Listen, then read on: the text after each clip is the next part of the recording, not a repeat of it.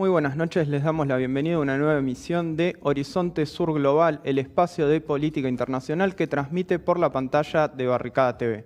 Vamos a ver algunos de los principales títulos de la semana en política internacional.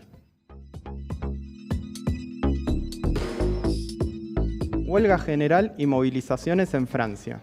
El paro convocado por la Central General de Trabajadores se realizó este martes. La jornada tuvo cientos de miles de manifestantes en las calles, principalmente trabajadores sindicalizados y estudiantes. Cuestionan la caída de los salarios y la política social del presidente Emmanuel Macron. Al otro día se produjo otra movilización masiva contra el gobierno. En este caso, el convocante fue el bloque Nueva Unión Popular Ecológica y Social, que sumó a los reclamos mencionados la cuestión ambiental. Renunció la primera ministra británica. La crisis política comenzó al no poder aprobar un plan económico ultraortodoxo, lo que llevó a la dimisión de su ministro de Finanzas, Kwasi Kwarteng. Habiendo perdido el apoyo del Partido Conservador, Liz Truss abandonó el cargo tras 45 días. Su gobierno se convirtió en el más corto de la historia del Reino Unido. El lunes comienza el proceso para designar a quién deberá reemplazar a Truss.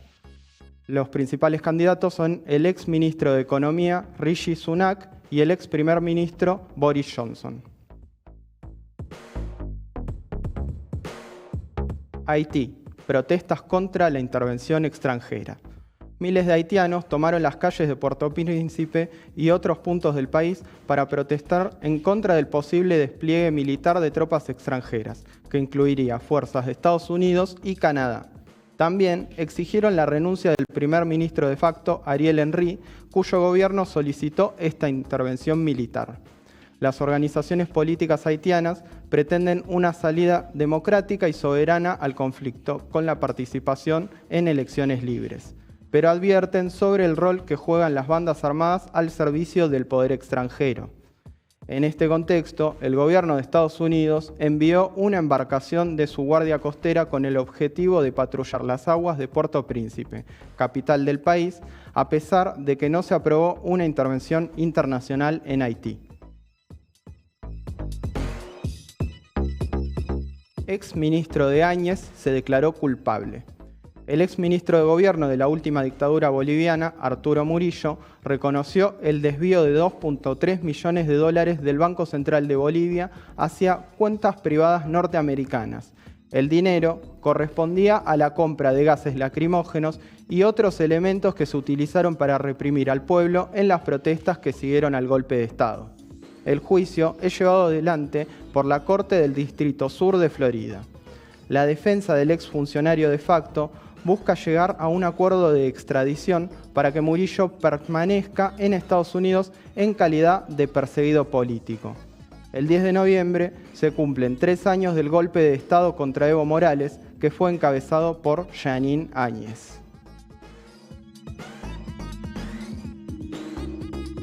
Cuba le puso cifras al embargo de Estados Unidos. El gobierno de la isla informó que pierde 15 millones de dólares diarios por las sanciones que sostiene el país norteamericano desde 1962. Sumando los últimos 14 meses, las pérdidas alcanzan los 6.300 millones de dólares, detalló el canciller Bruno Rodríguez al presentar el informe de 2022 que entregará a la Asamblea General de la ONU en noviembre. Además, informó que aprovechará ese marco para pedirle al presidente Joe Biden que deje sin efecto las sanciones que puede decidir sin el Congreso.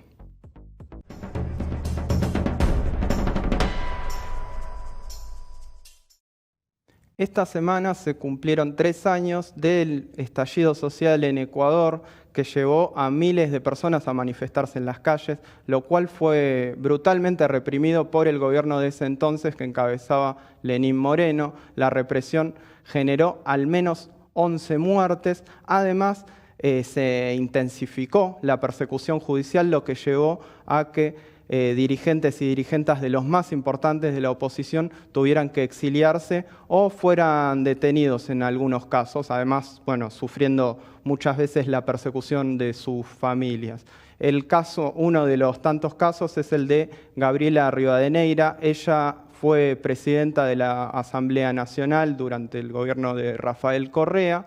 Gabriela, junto a otros dirigentes y dirigentas del progresismo ecuatoriano, como por ejemplo el expresidente Rafael Correa, están aquí en la Argentina. Hay que mencionar que tanto Correa como Rivadeneira se reunieron con la vicepresidenta de Argentina, Cristina Fernández de Kirchner, para conversar, entre otras cuestiones, sobre el lawfare. Hecha toda esta introducción, ahora vamos a ver una entrevista que le realizamos a Gabriela Rivadeneira en la Casa Patria Grande, aquí en la ciudad de Buenos Aires, en donde charlamos, entre otros aspectos, del lawfare, pero también de los desafíos de la política nacional ecuatoriana y de los desafíos y las necesidades de integración regional entre los distintos gobiernos de nuestra querida Patria Grande. Vamos a ver entonces la entrevista que le realizó nuestro compañero Juan Manuel Bocacci.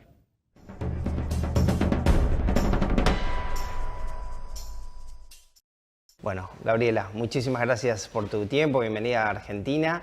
Bueno, empiezo por preguntarte, sabemos que estuvieron reunidos junto con el expresidente Rafael Correa, con la actual vicepresidenta Cristina Fernández. Bueno, contarte un poco por esa reunión, cómo fue, lo que puedas contarnos. No, gracias, yo feliz de estar acá.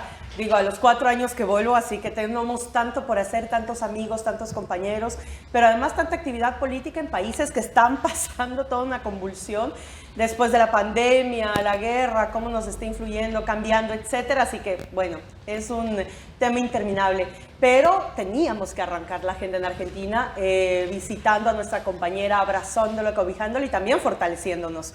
Porque una característica que tiene Rafael, Cristina, Lula, Evo, es que siempre nos terminan fortaleciendo y energizando. Así que sí, fue una reunión que tuvimos con el expresidente Rafael Correa, con la vicepresidenta Cristina Fernández, ahí en el Senado, donde principalmente hablamos de esto, ¿no? Del lawfare, de la guerra judicial, de cómo esto llega a afectar realmente no solamente a la persona, y peor después de un intento de magnicidio como el que se dio hace pocas semanas en la Argentina contra Cristina, sino además cómo afecta a las democracias, cómo te naturaliza prácticas fascistas dentro de la política, que es absolutamente peligroso.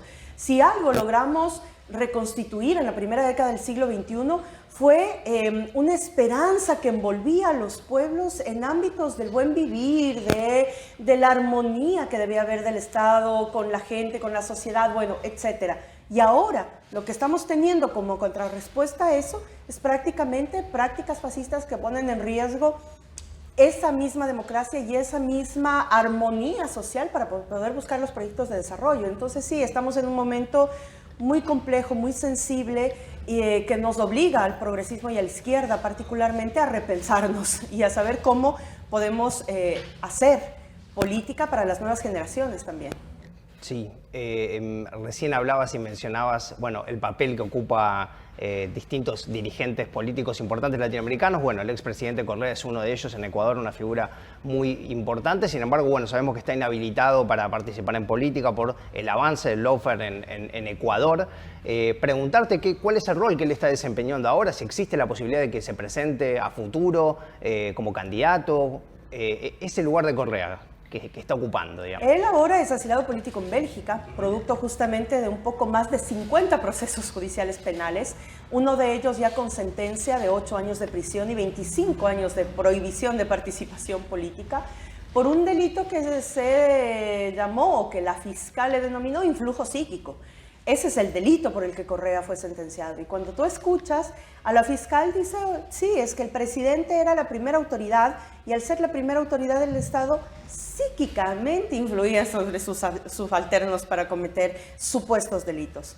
Ninguno ha sido comprobado. Sin embargo, Rafael Correa esa sentencia la recibió horas antes de que se inscribiera su candidatura a candidato a vicepresidente para las últimas elecciones, que fueron apenas el año pasado.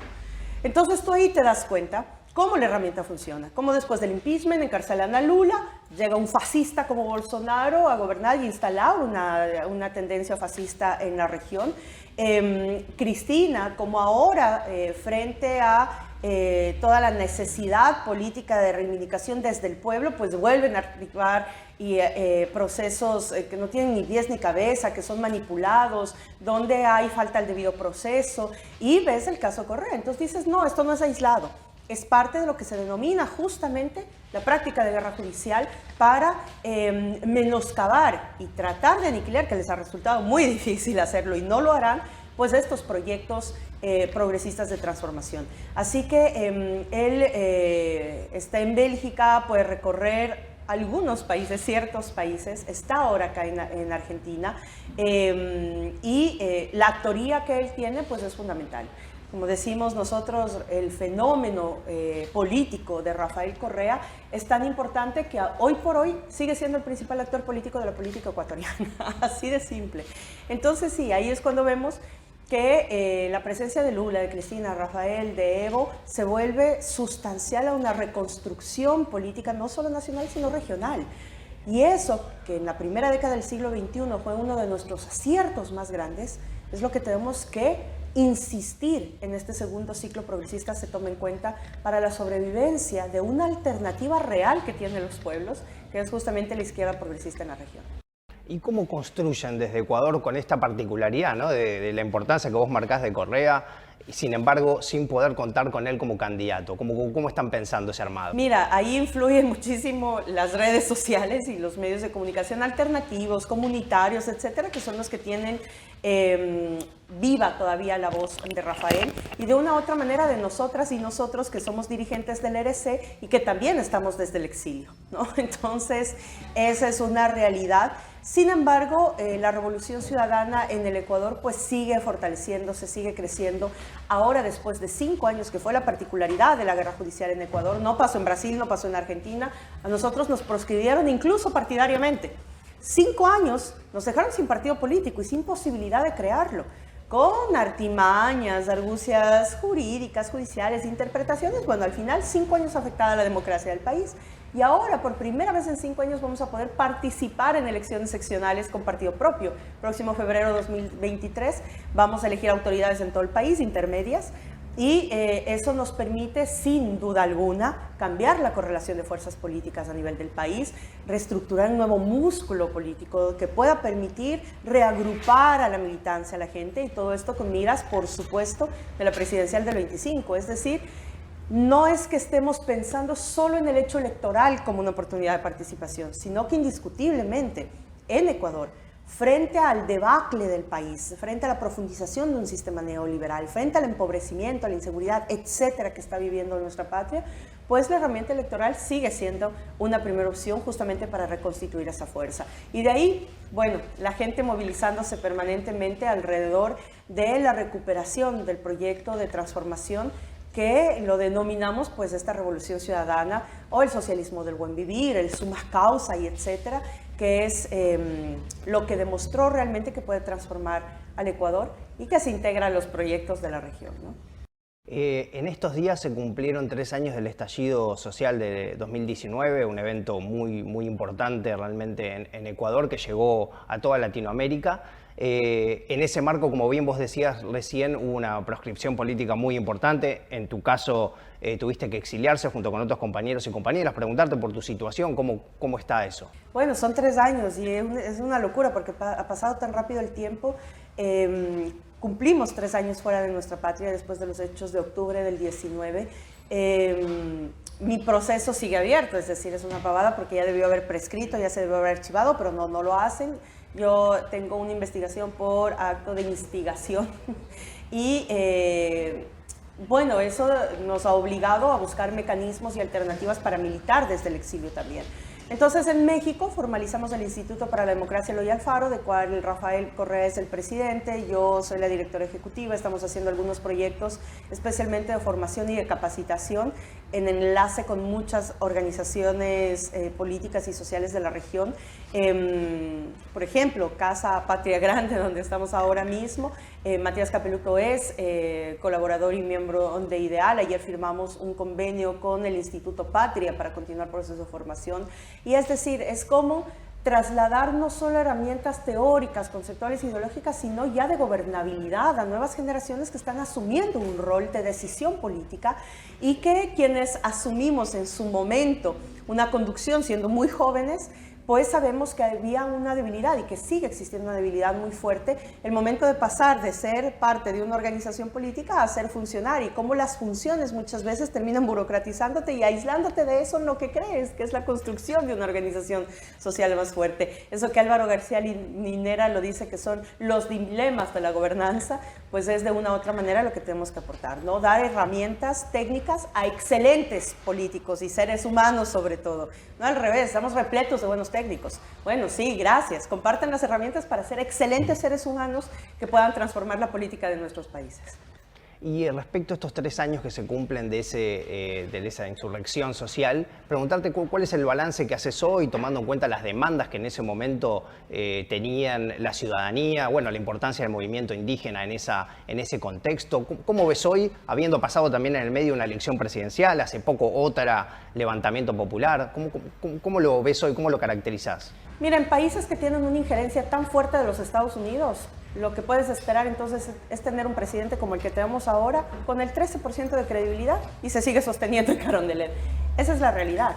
Mientras el Departamento de Estado de los Estados Unidos siga influyendo directamente en nuestros sistemas en democracia y sigan apretando con deuda externa a nuestros países, la realidad es que nunca tendrás una democracia plural, un reconocimiento, y eso es lo que tenemos. La movilización tanto de octubre del 19 como la del pasado junio de este año demuestran eso, que los pueblos están activos, están movilizados, y que lastimosamente también esas movilizaciones cuentan con cúpulas totalmente secuestradas por los poderes de turno. Entonces tienes en Ecuador un movimiento indígena muy fuerte, muy movilizado, que tiene dos cabezas. Por un lado, el presidente de la CONAIE, Leonidas Sisa, que está dando realmente una batalla importante, que es boicoteado por sus propios compañeros, que es del partido Pachacutic, siguen votando con el banquero presidente. Entonces son anacronismos que tienes dentro de la política en una matriz cultural implementada, sumamente patriarcal, sumamente colonizada aún, y que pues tienes estos dilemas también. Así que en Ecuador hay un anuncio ahora de nueva paralización para noviembre. Esperamos qué resultados tengan, y no es una paralización salida a cualquier lado, es decir, es la muestra de que el supuesto diálogo implementado para resolver conflictos, para llegar a un acuerdo, pues fue un fracaso. El gobierno del banquero Lasso miente y ha mentido permanentemente, y ahora este sector del movimiento indígena representado en la CONAIE pues está haciendo frente a esa falsedad de una supuesta mesa de diálogo que nunca pasó y que ha servido de colchón y amortiguamiento para la permanencia del presidente Lasso en la presidencia. Última pregunta, y te llevo a lo regional. ¿Cuál consideras que son las políticas urgentes que se tienen que tomar justamente a nivel regional? Nosotros necesitamos urgentemente la integración comercial. Sin integración comercial no podemos consolidar realmente una interconexión entre nuestros países. No digo que sea la última vía, pero creo que es lo más importante y lo que nos olvidamos en la primera década del siglo XXI. Es decir, tuvimos una cohesión muy fuerte política. La UNASUR sirvió justamente para implementar procesos conjuntos en salud, en educación, en seguridad, y eso es algo que no se está hablando mucho. ¿Por qué el interés de desaparecer a la UNASUR? Para mí, uno de los ejes fundamentales es que la UNASUR dijo: no más de nuestros militares y fuerzas armadas estudiando en la Escuela de las Américas. Ahora vamos a hacer la Escuela de nuestra América para formar nuestros servicios para nuestro país. Y eso es afectar a una fibra sensible, porque el militarismo es el que domina. Y lo estamos viendo ahora, entre una guerra entre Estados Unidos y Rusia, donde muchos están siendo perjudicados, y principalmente pueblos que son manipulados por una política nefasta de la OEA, que debería ser un organismo que ya desaparezca en pleno siglo XXI. Deberemos generar justamente estos mecanismos que reivindiquen derechos humanos. Entonces, bueno, de ese debate, digamos, de esa primera década del siglo XXI, tienes mucho por reivindicar, principalmente el debate de los nuevos organismos internacionales para resolución de conflictos, para mediación, los nuevos organismos de los derechos humanos, que siempre miren por los pueblos, no por las transnacionales. Y eso es algo que tenemos que seguirlo debatiendo. Y cuando yo hablo del tema de la integración comercial, lo que estamos hablando también es de la posibilidad de una moneda en conjunta para el intercambio comercial. Y eso es algo que se convierte cada vez más vigente. lo ha dicho Arce, lo ha dicho Petro, y ahora Lula, que estamos absolutamente seguros que después de una reivindicación histórica de la verdad, va a comandar los rumbos de Brasil, y junto con Andrés Manuel López Obrador desde México tienes una configuración continental sumamente interesante para que esto pueda ser realidad. Entonces, sabemos que no es fácil y sabemos que no se depende únicamente de la voluntad política, sino que además hay que generar los factores y el entorno para que esto pueda ser real, y yo creo que vienen condiciones en las que se puede hacerlo.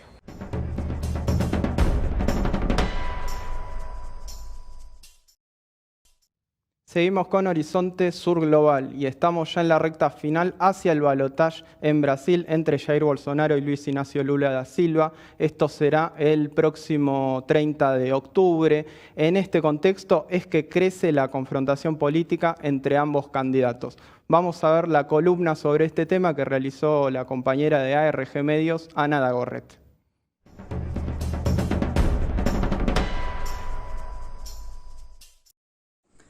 Buenas noches, compañeros de Barricada TV, buenas noches también a toda nuestra audiencia. Y en esta oportunidad vamos a seguir hablando de la segunda vuelta electoral en Brasil, más precisamente de la campaña electoral, de cómo se está desarrollando esa campaña, porque bueno, hemos visto a lo largo de estas últimas 2 semanas una serie de inserciones en radio y televisión de parte de ambos candidatos, en donde la apuesta es justamente el ataque hacia el adversario. Lejos de que se trate de una propuesta de presentar justamente las propuestas para el nuevo gobierno de ambos candidatos, el apelo tanto de Jair Bolsonaro como de Luis Inácio Lula da Silva es justamente de llevar adelante una serie de ataques, ¿no?, contra la figura del adversario. En el caso puntual de Jair Bolsonaro, lo que vemos es una utilización primero de las iglesias evangélicas, donde sabemos que es un segmento socioeconómico donde Bolsonaro tiene un favoritismo muy elevado,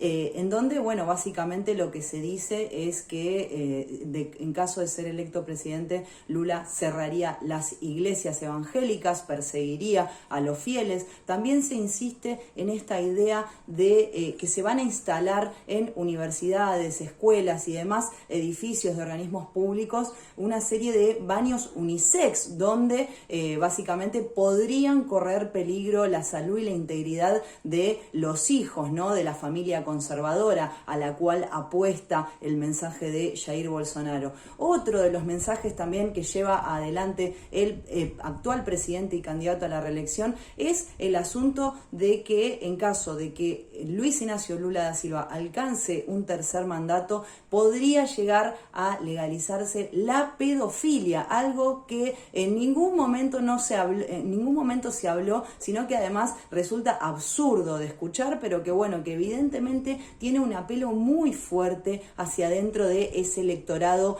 más conservador, ese electorado más evangélico, que como les comentaba es el segmento donde Bolsonaro tiene mayor intención de voto. Ahora, por el lado de Luis Inácio Lula da Silva, lo primero que se ha hecho justamente es denunciar ese tipo de ataques, porque bueno, se trata básicamente de fake news, de noticias falsas. Entonces, lo que ha hecho la campaña del Partido de los Trabajadores es ingresar al Tribunal Superior Electoral justamente con pedidos de anulación de esas campañas y con pedidos de derecho de respuesta, se le llama, que es básicamente unos segundos en radio y televisión que el candidato Bolsonaro tiene para hacer su publicidad de cara a la segunda vuelta, justamente para desmentir todos aquellos ataques que Bolsonaro viene llevando adelante contra Lula da Silva. Pero no solo eso, y que lo cual el Partido de los Trabajadores ha conseguido justamente el derecho de respuesta en más de 160 inserciones en radio y televisión, algo que será analizado por el Pleno del Superior Tribunal Electoral. No solo eso, sino que además ha apostado también a llevar al aire una serie de declaraciones que ha hecho Bolsonaro a lo largo tanto de su mandato como presidente como de sus diferentes mandatos como diputado federal en el Congreso Nacional. Estamos hablando hablando justamente de declaraciones en las que Bolsonaro dice estar dispuesto a comer carne humana. Estamos hablando también de declaraciones en las que el presidente se ríe abiertamente de las víctimas del COVID, ¿no? En donde se ríe básicamente de la falta de aire de los que han sufrido esa enfermedad. También estamos hablando de una declaración que generó muchísimas repercusiones en los últimos días, una declaración en la que Bolsonaro en una entrevista, en un podcast, dice que pintó un clima con unas nenas venezolanas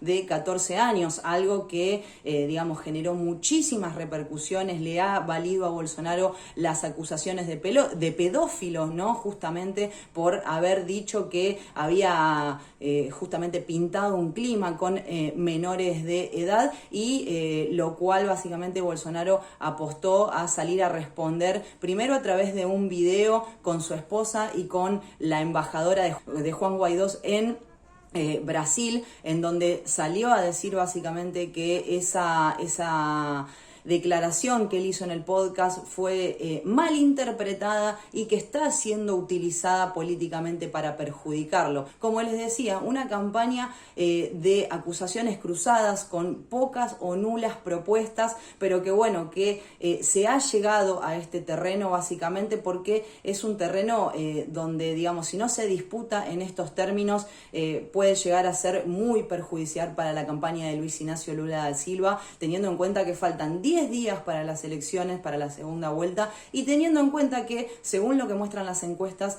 hay un crecimiento lento pero progresivo de Jair Bolsonaro, lo cual, en términos concretos, podría llegar a significar, de seguir así, una virada que se le llama, ¿no? Sino sería algo así como un triunfo de Bolsonaro en la segunda vuelta, algo que en la historia democrática de Brasil nunca ha sucedido porque, básicamente el candidato que siempre aparecía en segundo lugar disputando la segunda vuelta terminaba siendo finalmente el candidato derrotado.